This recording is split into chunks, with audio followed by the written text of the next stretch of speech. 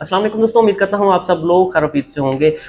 इस वीडियो को बहुत से दोस्त फ़ौरन से स्किप कर देंगे, जैसे उन्हें मालूम होगा कि जॉब और अपडेट तो नहीं है गज़ा और फ़लस्तीन के बारे में, या गज़ा और फ़लस्तीन में होने वाला जेनोसाइड के बारे में ये वीडियो और अपडेट है।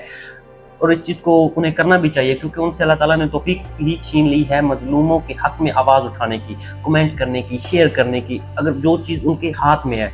अच्छा, बहरहाल इस वीडियो का टॉपिक ये है कि अक़वाम मुत्तहिदा की तरफ से एक रिपोर्ट जारी की गई है, एक नक्शा जारी किया गया है जो स्क्रीन पर आप देख रहे हैं। ब्लू इलाके जो होते जा रहे हैं पिछले 6 महीने से 11 मार्च से लेकर 27 अगस्त 2025 तक, जितनी तेज़ी के साथ गज़ा में कब्ज़ा किया जा रहा है, उतनी तेज़ी के साथ तकरीबन 1.5 साल में नहीं किया जा रहा। इट्स मीन उतनी ही तेज़ी के साथ बमबारी की गई है, उतनी तेज़ी के साथ बच्चों का खून बहाया गया है, उतनी तेज़ी के साथ मज़लूमों को और सताया गया है, भूख हड़ताल से बच्चों को मारा गया है, और बड़ी-बड़ी बिल्डिंग्स को, जो हाई राइज़ बिल्डिंग्स हैं, उन पर बमबारी करके उनको ज़मीन बोस कर दिया गया है। अब एक और सवाल यहाँ पर पैदा होता है कि उम्मत मुस्लिमा के तौर पर हम जो लोग हैं, क्या नाकाम नहीं हुए? क्या हमारे हुक्मरानों को कोई शर्मिंदगी नहीं है?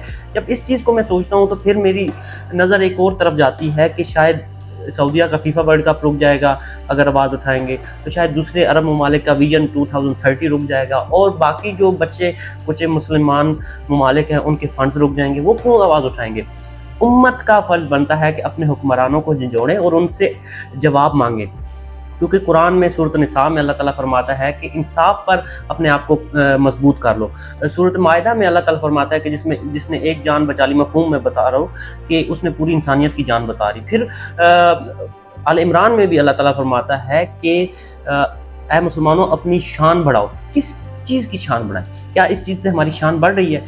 क्या इस चीज़ से हमारी शान में कुछ इजाफा हो रहा है कि हमारे मुसलमान ममालिक जो हैं बिल्कुल खामोशी के साथ इस चीज़ को देख रहे हैं, और 90% गज़ा में तमाम तर मुसलमानों को बड़ी बेदर्दी के साथ शहीद भी कर दिया गया है, और जो बचे कुचे मुसलमान हैं उनको भूख से उनको हिजरत करने पर मजबूर भी किया जा रहा है, और जो नहीं हिजरत कर रहे उनको कत्ल किया जा रहा है, और उनको कोई इमदादी सामान पहुँचाने का रास्ता भी मुहैया नहीं किया जा रहा है। क्या ये इंसानियत है?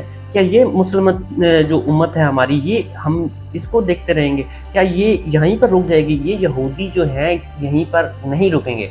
आज अगर ये मुश्किल वक्त गज़ा के मज़लूम बच्चों, माँओं बहनों पर है, तो कल आपकी खामोशी की वजह से, उम्मत मुस्लिमा की खामोशी की वजह से ये तमाम तर ये मुसलमान ये हालत देखेंगे।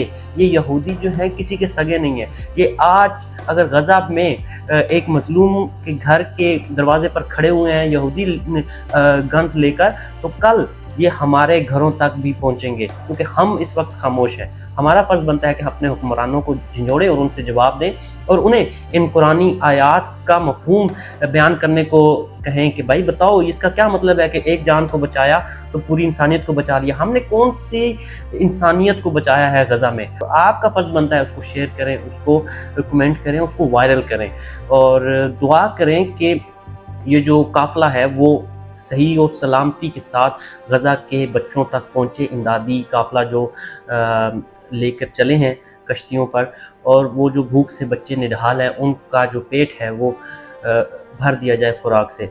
अल्लाह से भी दुआ करते हैं, आप भी दुआ करें, मैं भी दुआ गो हूँ। मिलते हैं नेक्स्ट वीडियो में। शुक्रिया, खुदा हाफ़िज़।